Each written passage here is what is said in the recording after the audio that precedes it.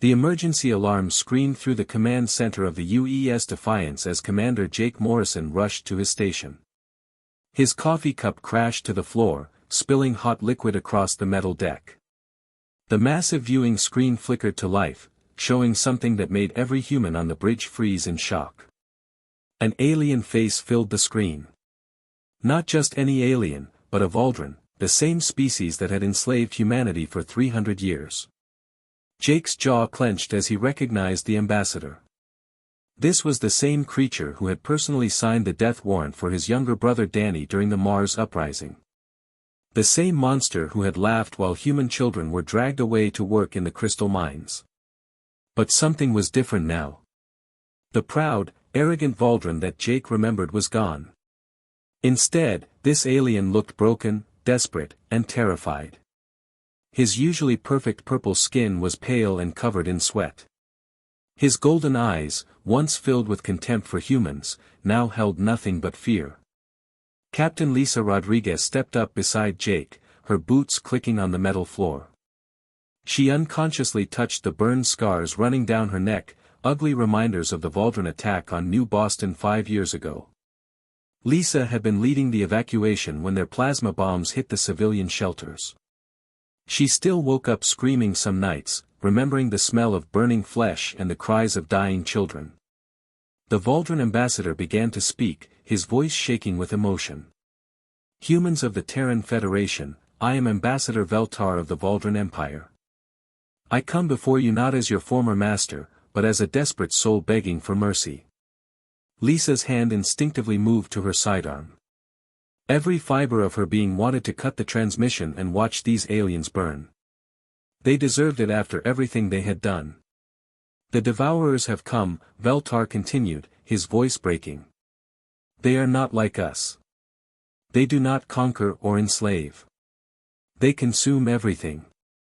Our greatest fleets, our mightiest warriors, our most advanced weapons, nothing can stop them. They eat planets, absorb technology, and leave only empty space behind. Young Ensign Tommy Chen leaned over his console, his fingers flying across the holographic display. At only 22, he had never lived under Valdren rule, but he had heard the stories from his grandmother. She had died in the forced labor camps, her lungs destroyed by toxic crystal dust. Sir, Tommy whispered to Jake, I'm picking up transmissions from the other human colonies. New Angeles, Europa Station, the Mars settlements, they're all saying the same thing. Let the Valdrens die. Don't help them. Jake nodded grimly. He understood the anger. Every human alive had lost someone to Valdren cruelty. His own mother had been executed for trying to hide food for starving children. His father had been worked to death in their uranium mines. The scars ran deep in every human soul. On the screen, Ambassador Veltar was crying now. Actual tears rolling down his alien face. 90% of our worlds are gone. Our children, our elderly, our innocent civilians, all consumed by these monsters. We estimate less than 1 million of our people remain alive in the entire galaxy. Lisa felt sick to her stomach. 1 million. The Valdren Empire had once boasted 50 billion citizens across hundreds of worlds. They had been the most powerful force in known space for over 1,000 years. Now they were almost extinct. We know what we did to your people, Veltar sobbed. We enslaved you, tortured you, treated you like animals. We were wrong. We were evil. But our children had nothing to do with those crimes. Please, I beg you, do not let innocent beings die for the sins of their ancestors. The bridge fell completely silent except for the gentle hum of the ship's life support systems and the distant sound of Tommy's fingers nervously tapping on his console. Every human present was wrestling with the same terrible choice. Jake closed his eyes and saw his brother's face.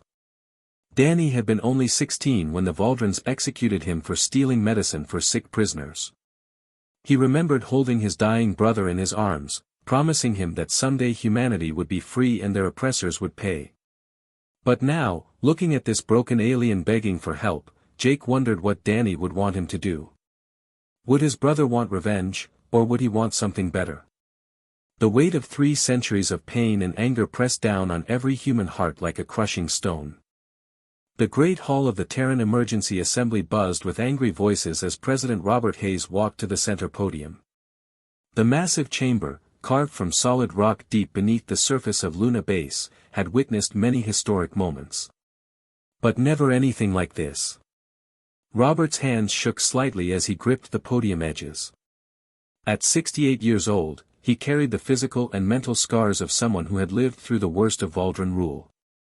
His left eye was artificial, lost during a beating when he was caught teaching children to read. The Valdrans had forbidden human education, claiming it made slaves harder to control. Behind him, enormous holographic displays showed heartbreaking images.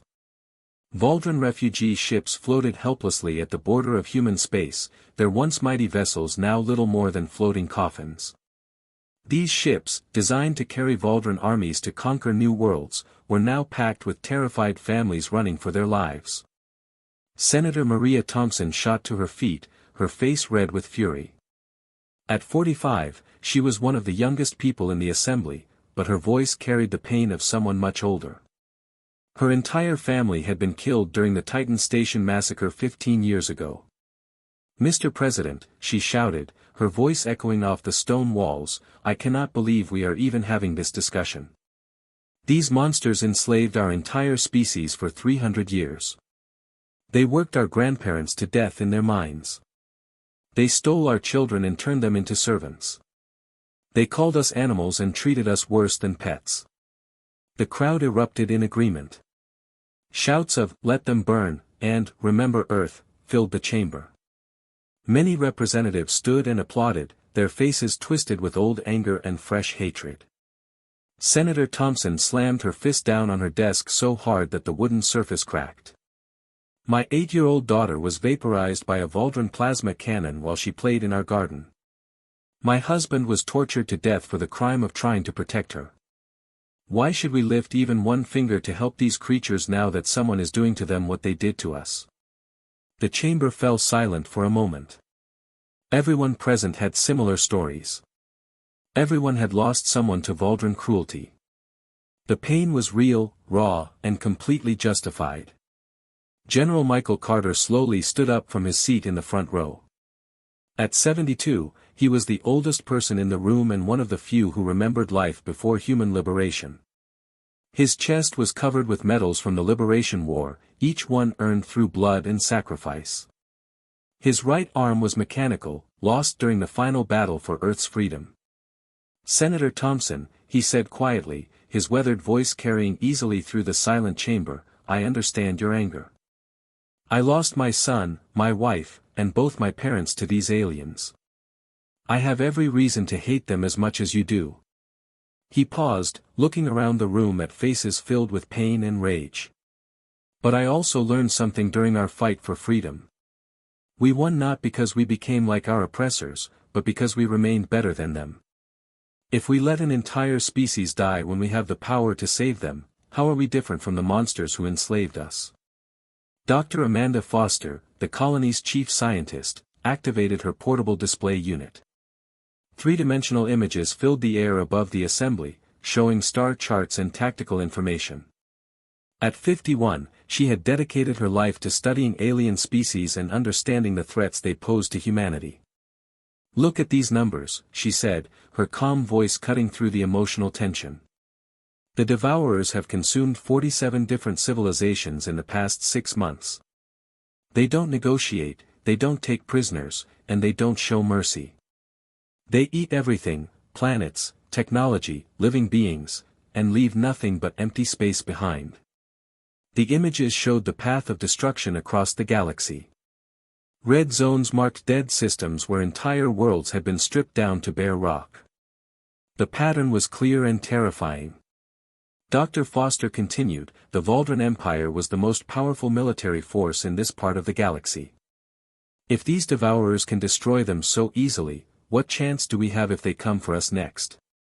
The Valdran homeworld is only 3 systems away from our outer colonies. If we don't stop the Devourers there, we'll be fighting them in our own backyard within months.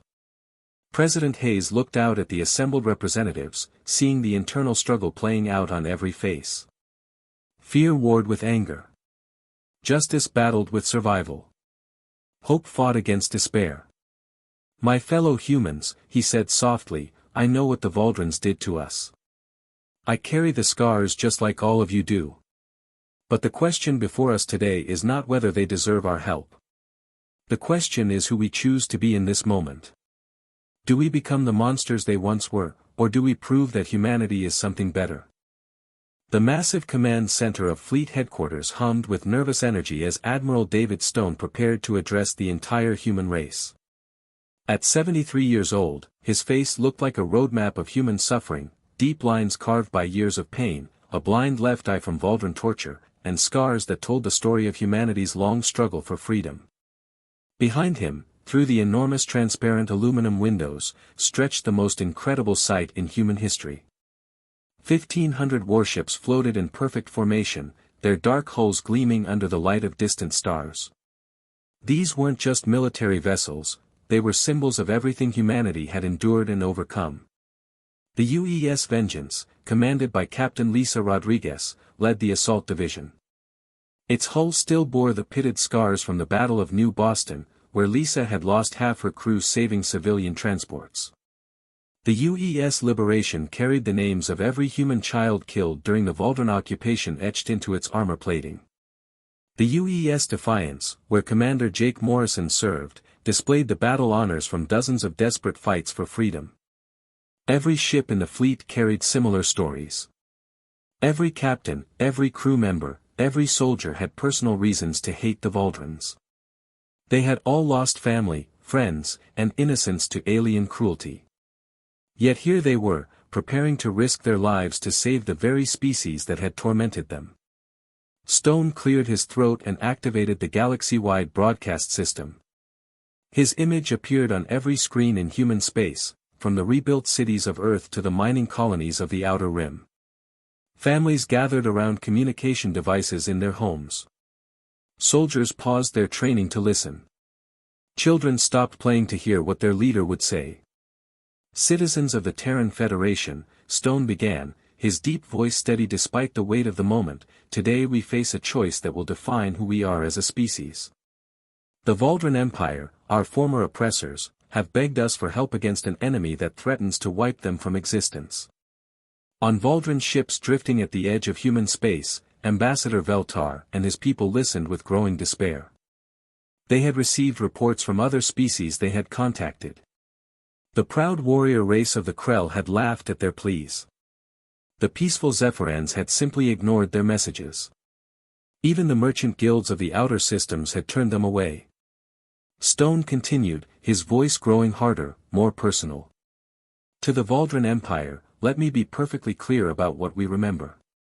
We remember the slave camps where our grandparents died from exhaustion and disease. We remember the whips that carved scars into our parents' backs.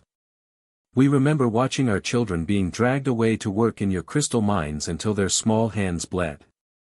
The camera zoomed in on Stone's face, showing every line of pain and determination.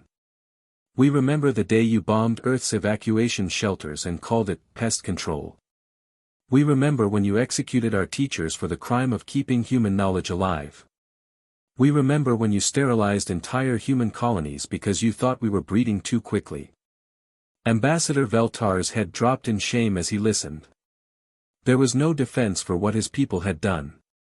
No excuse that could justify 3 centuries of systematic cruelty. He had personally signed many of the orders Stone was describing. On human ships throughout the fleet, crews listened with mixed emotions. Captain Lisa Rodriguez stood on her bridge, feeling the angry energy radiating from her officers. Lieutenant Ben Walker's hands were clenched so tight his knuckles had turned white. Ensign Katie Foster had tears streaming down her face as she remembered stories her grandmother had told her about the labor camps. "But," Stone said, and a single word seemed to hang in space like a lifeline, "we also remember who we are. We are not the Valdron Empire. We are not conquerors who destroy civilizations for sport. We are not slavers who treat other beings like property.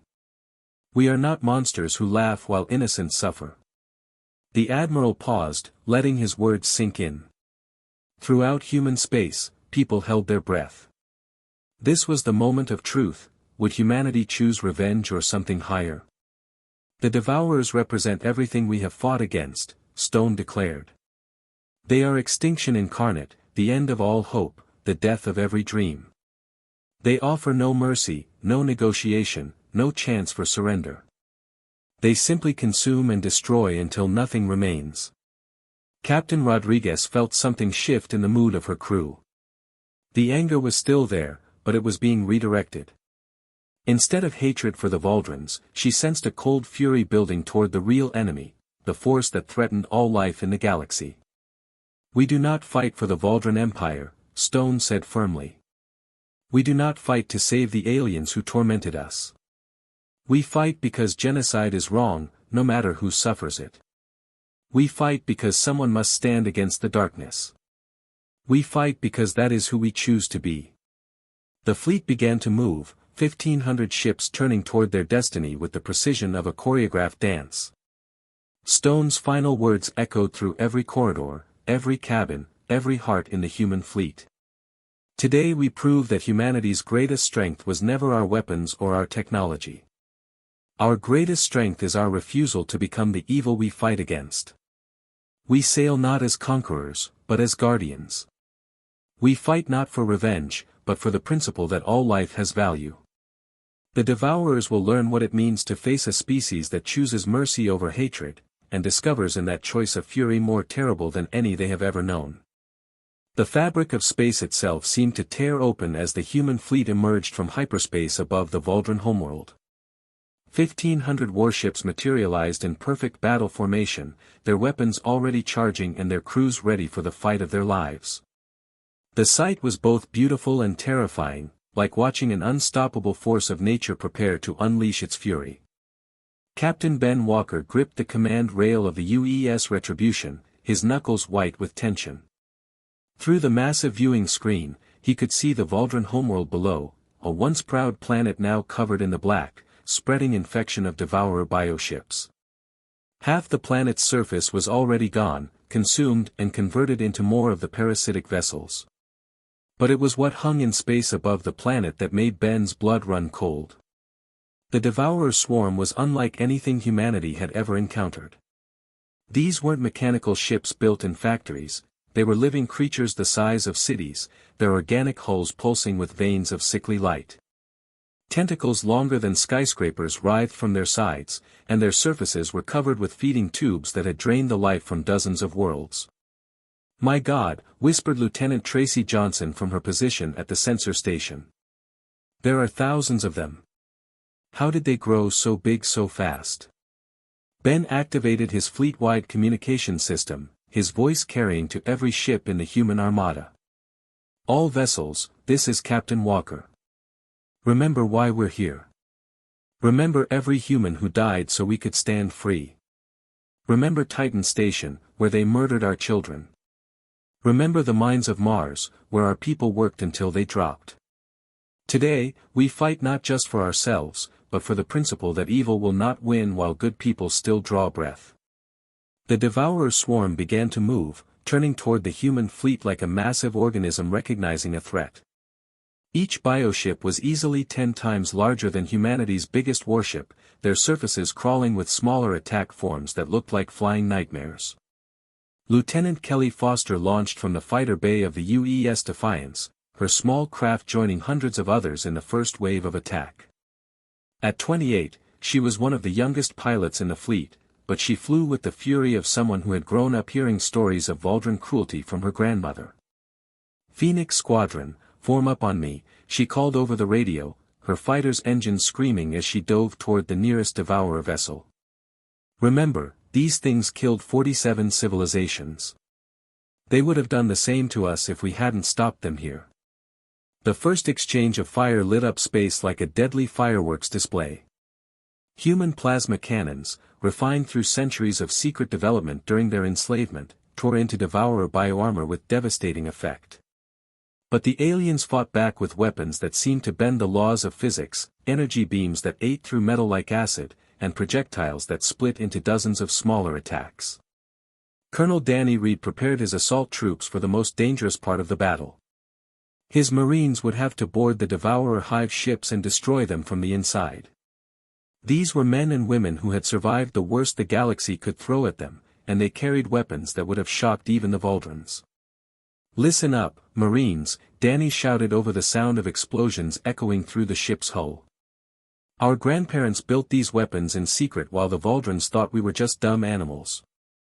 Every rifle, every explosive, every piece of equipment we carry was designed by people who watched their families die and swore it would never happen again."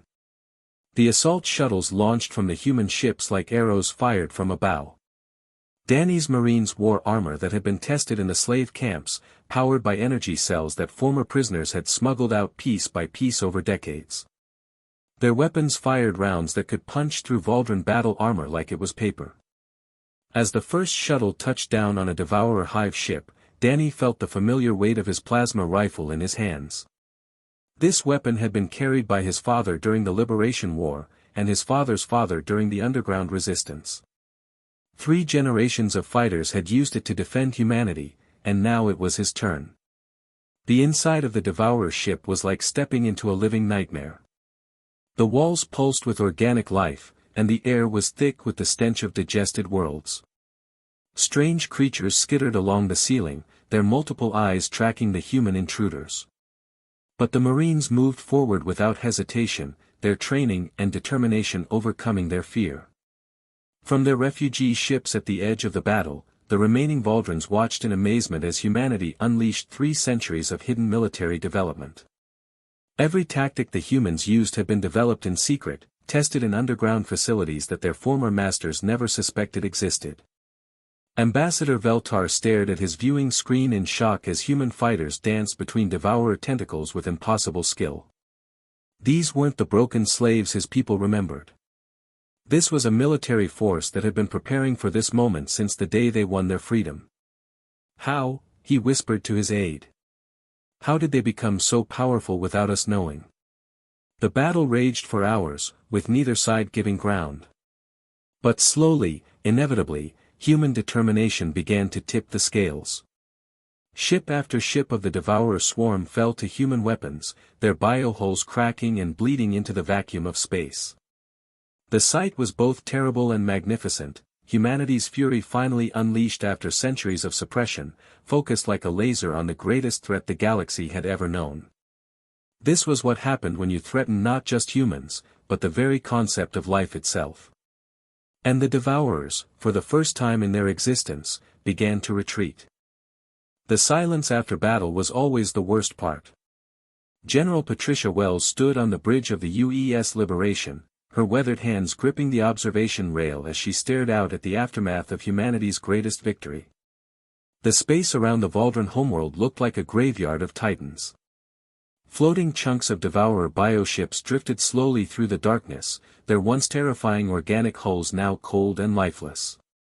Some pieces were as large as city blocks, others no bigger than automobiles, all of them slowly spinning in the zero gravity like monuments to a nightmare that was finally over.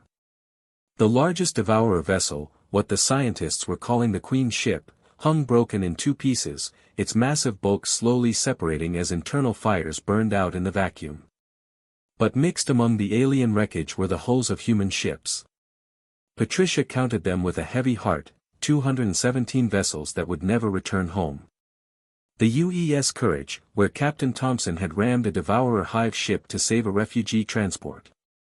The UES Determination, lost with all hands when they flew directly into the Queen ship's maw to plant the final explosive charges. The UES Hope, which had shielded the Voldran evacuation fleet with its own hull until enemy fire finally broke through.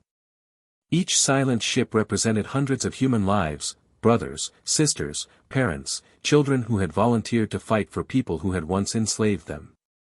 Patricia felt the weight of every death pressing down on her shoulders like a mountain. "General," came a quiet voice behind her. She turned to see Ambassador Hayes approaching, his young face aged by what he had witnessed. At 32, he was President Hayes' son, but he had earned his place on this mission through his own diplomatic skills, not his family name. His formal ambassador's uniform was torn and stained with soot from helping with rescue operations. The Valdren delegation is ready to meet with us, he said softly. They've been waiting for 3 hours, but they said they'll wait as long as we need them to. Patricia nodded and followed him to the ship's main conference room. The space had been hastily converted from a cargo bay, with simple metal chairs arranged around a salvage table. Through the room's large windows, the rescued Valdren ships could be seen in the distance. Only 43 vessels remained from an empire that had once ruled hundreds of star systems. The Valdren delegation entered slowly, their movements careful and hesitant. Ambassador Veltar, who had once commanded fleets and ordered the deaths of millions, now shuffled like a broken old man. His purple skin had turned pale gray, and his golden eyes were rimmed with exhaustion and grief. Behind him came the few surviving members of the Valdren High Council, each one bearing the same look of shocked gratitude. General Wells, Veltar began, his voice barely above a whisper, we owe you everything. Your people died for ours. 20,000 human warriors gave their lives to save a species that enslaved them for 3 centuries. His voice cracked with emotion. After what we did to you, after the pain we caused, the families we destroyed, why? Why did you save us? The room fell silent except for the distant hum of the ship's life support systems. Patricia looked around at the faces of her officers, seeing the same mixture of exhaustion, pride, and sadness that she felt in her own heart. Colonel Danny Rodriguez stepped forward from his position near the back of the room. Lisa's younger brother had always been the quieter of the 2 siblings, but the battle had changed him. His left arm was gone, severed during the final assault on the Queen's ship when a devourer claw caught him while he was planting explosives. The medical bay had fitted him with a basic prosthetic, but he was still learning to use it. You want to know why? Danny said, his voice calm but firm. Because somebody has to be the good guys. Because if we let you die when we could save you, then we become just like you used to be. And we decided a long time ago that we're better than that. Veltar stared at the young human colonel, this warrior who had sacrificed his arm to save people who had once considered him property. Tears began to flow down the alien's face as the full weight of humanity's choice hit him. We enslaved your entire species, Veltar said, his voice choking with shame. We called you animals. We worked you to death for our profit. We killed your children, destroyed your art, tried to erase your very culture from existence. And when we faced extinction, you saved us anyway. Dr. Amanda Foster looked up from her data pad, where she had been compiling the final casualty reports. At 51, she had dedicated her life to studying alien species, but this battle had taught her something no textbook ever could. She had watched humans risk everything to save their former oppressors, and it had restored her faith in what her species could become. The galaxy is safe now, she announced to the room. Our sensors confirm that every Devourer bioship has been destroyed. The infection they spread to other worlds is dying without their queen's guidance. 47 civilizations have been avenged today. Patricia walked to the large window overlooking the battlefield and gestured for the others to join her. Look out there, she said quietly. See those broken ships, both human and Devourer? That's the price of choosing to be better than our enemies. That's what it costs to say that genocide is wrong, even when it happens to people who hurt us. The Valdren delegation pressed close to the window, staring out at the wreckage that told the story of their salvation. Among the debris, human rescue ships were still searching for survivors, their bright lights cutting through the darkness as they refused to give up hope. We will rebuild, Veltar said finally. But we will rebuild as a different people. We will teach our children about the day former slaves chose to save their masters. We will remember that when darkness threatened all life, it was humanity that stood as guardians of the galaxy. As the human fleet prepared for the long journey home, flags were folded for families who would never see their loved ones again. Empty chairs sat at mess tables throughout the fleet, silent reminders of those who had paid the ultimate price. But humanity had proven something that would echo through history. They had faced their greatest test and chosen mercy over vengeance, salvation over revenge. The former slaves had become the galaxy's saviors, and the universe would never be the same.